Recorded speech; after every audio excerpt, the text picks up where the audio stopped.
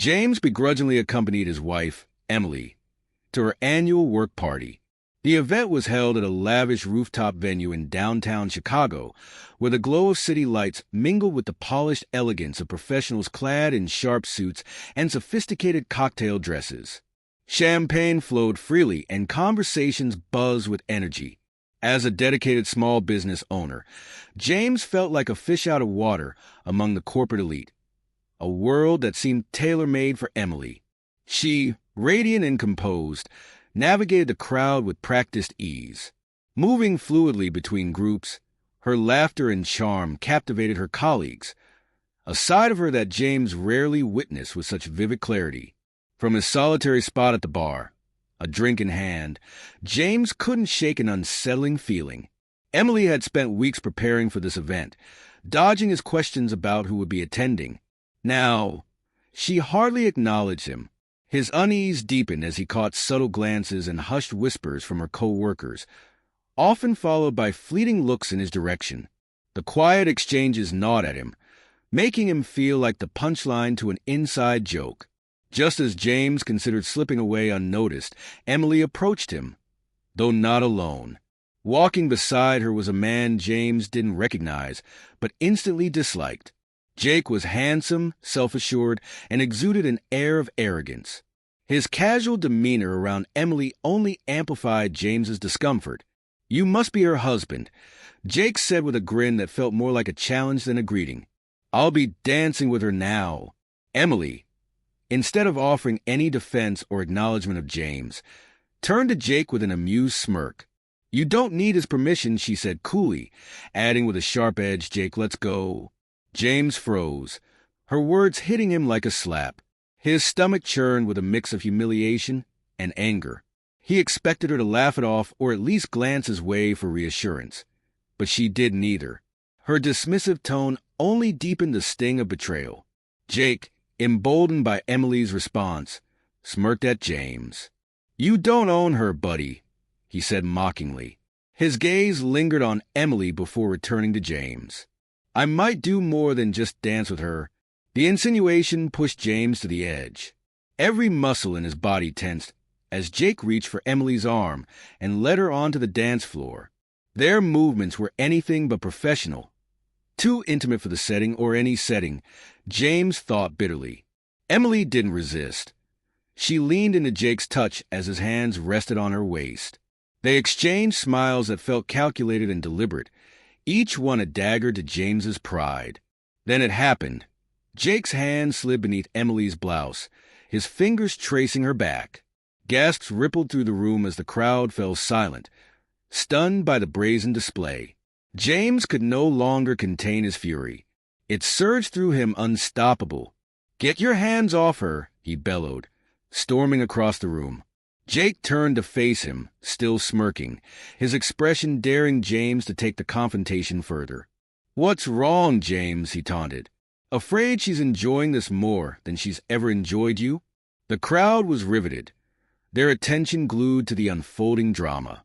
Emily stood motionless, her face unreadable.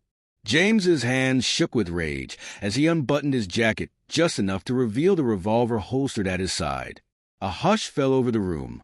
The music stopped, and the lively chatter gave way to an oppressive silence.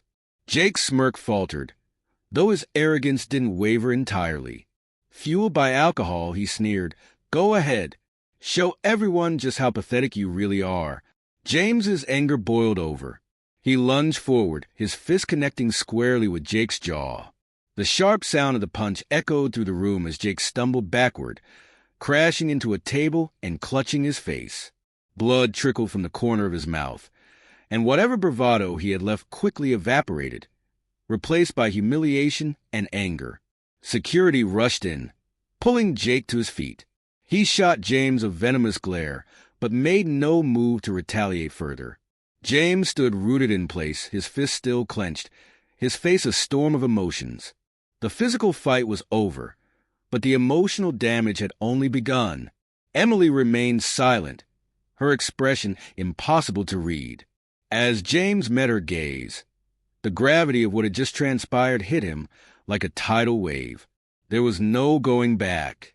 Whatever bond they had shared felt irreparably shattered. The bond between James and Emily had been irreparably broken. As the gravity of what had just occurred began to sink in, James regained a semblance of composure. This pivotal moment not only restored a sense of his own dignity, but also set the stage for an inevitable reckoning. The chaos of the altercation had left a permanent mark on the room, and as the initial shock subsided, the situation grew even clearer. Security officers, alerted by the disturbance, stepped in quickly to restore order. Jake's once smug expression, the grin that had haunted James all night, was nowhere to be seen. Instead, it had been replaced by a scowl of defeat. Whispers and judgmental glances followed him as security escorted him out of the venue, humiliated and clutching his injured jaw.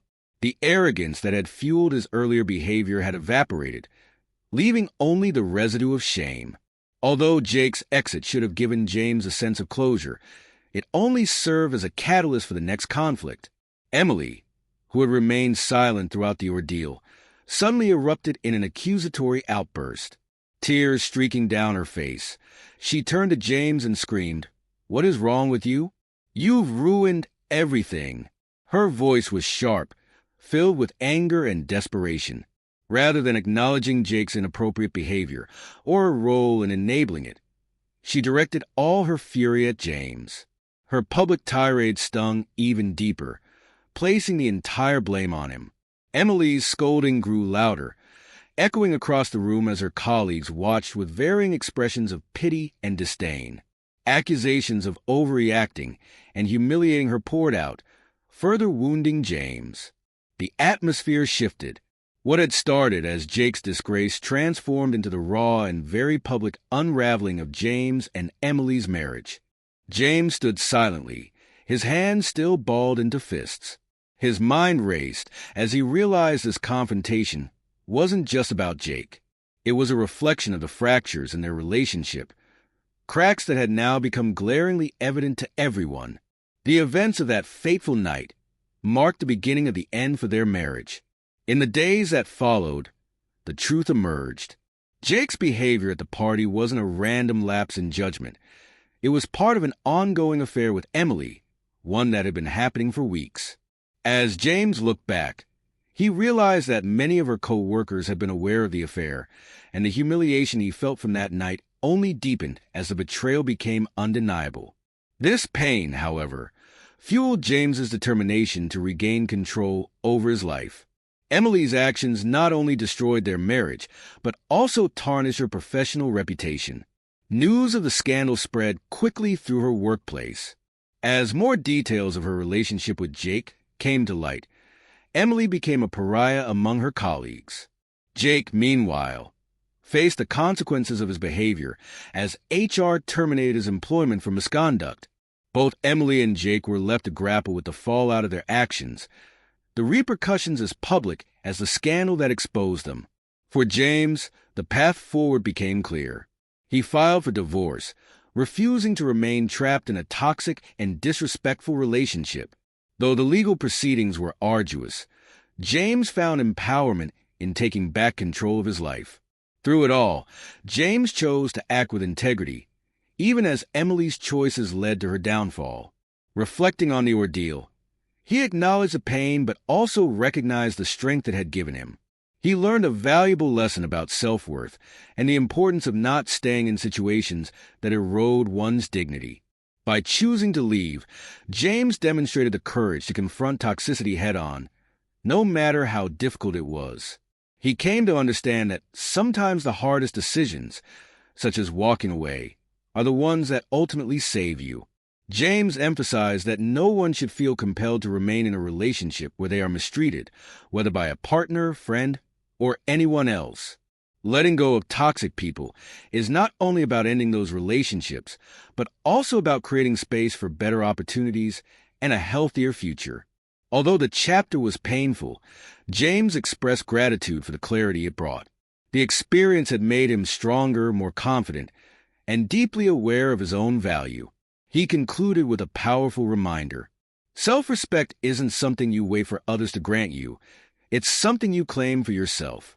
Walking away from what's breaking you is the first step toward finding what will build you up. Love and loyalty are important, but they should never come at the expense of your dignity and well-being. James's journey became a testament to the transformative power of self-respect and resilience.